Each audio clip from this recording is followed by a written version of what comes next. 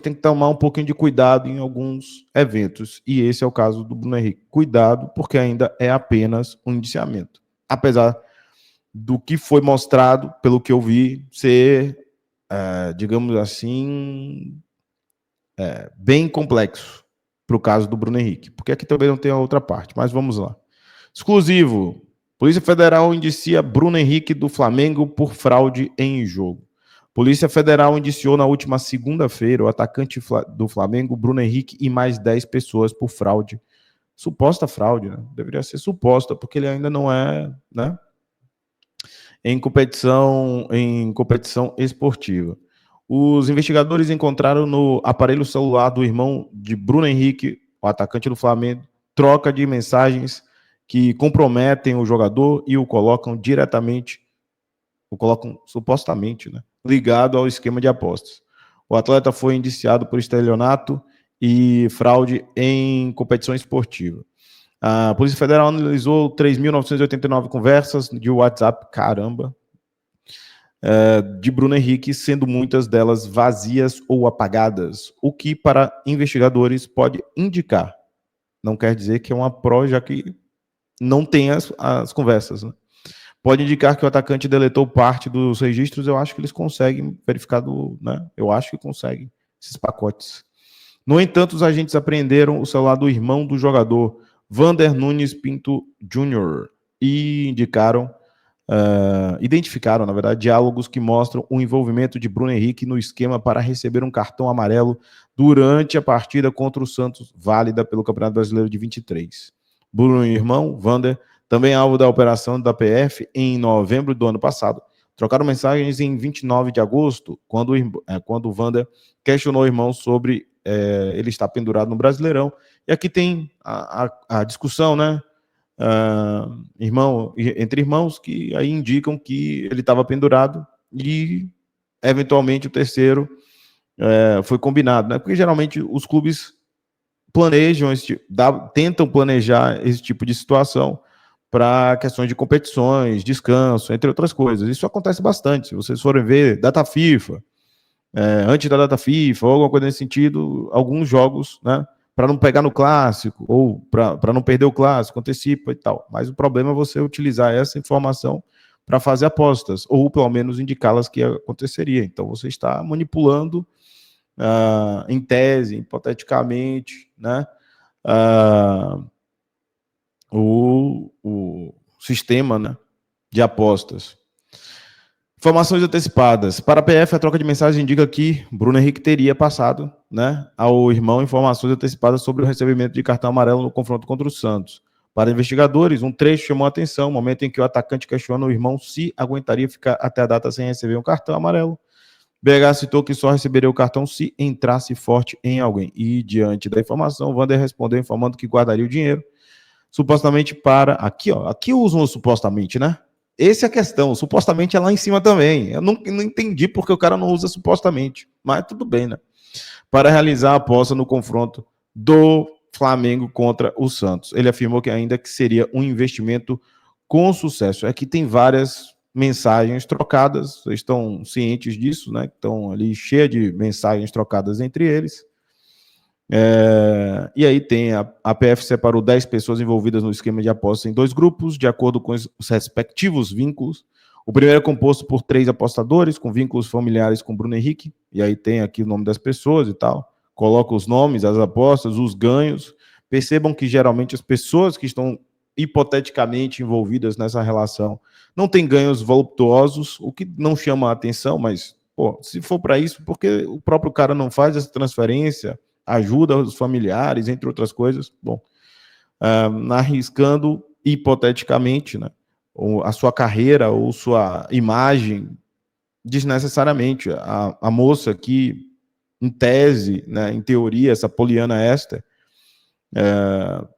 sei lá, teria feito uma aposta que teria sido beneficiada, ela simplesmente apostou R$380 e ganhou o mesmo. É impressionante como, né, meio complexo você fazer esse tipo de situação, tendo um cara que ganha o que ganha, né? E aí tá todo mundo dentro de uma situação complexa agora, dessa, para tentar justificar ou não. Eu não estou fazendo juízo de valor.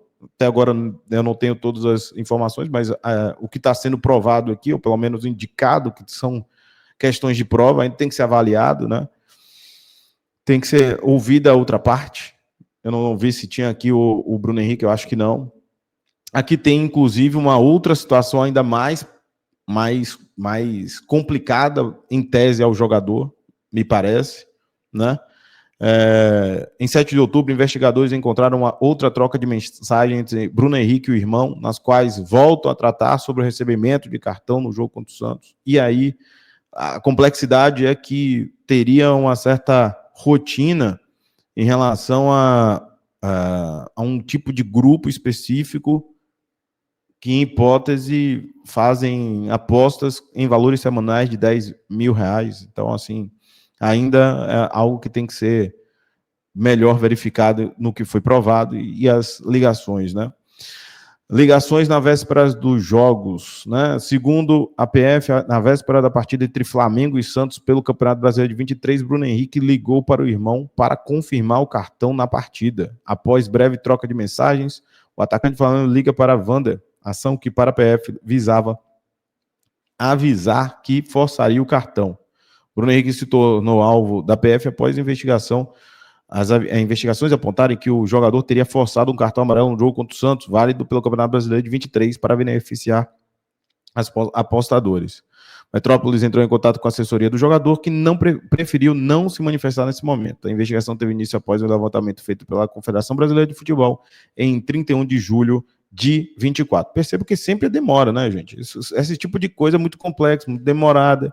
Estamos falando de quase um ano aí de investigações, e olha, com verificação de celulares e escambaus. A análise foi motivada por um alerta da International Betting Integrity Association, que é IBIA, sobre possíveis irregularidades na partida contra o Santos, realizada em 1º de novembro de 23. Os relatórios da CBF, apresentados à PF, explicavam que algumas apostas atípicas foram feitas na Kaizen Game por usuários novos e antigos, muitas delas registradas em Belo Horizonte, cidade natal de Bruno Henrique.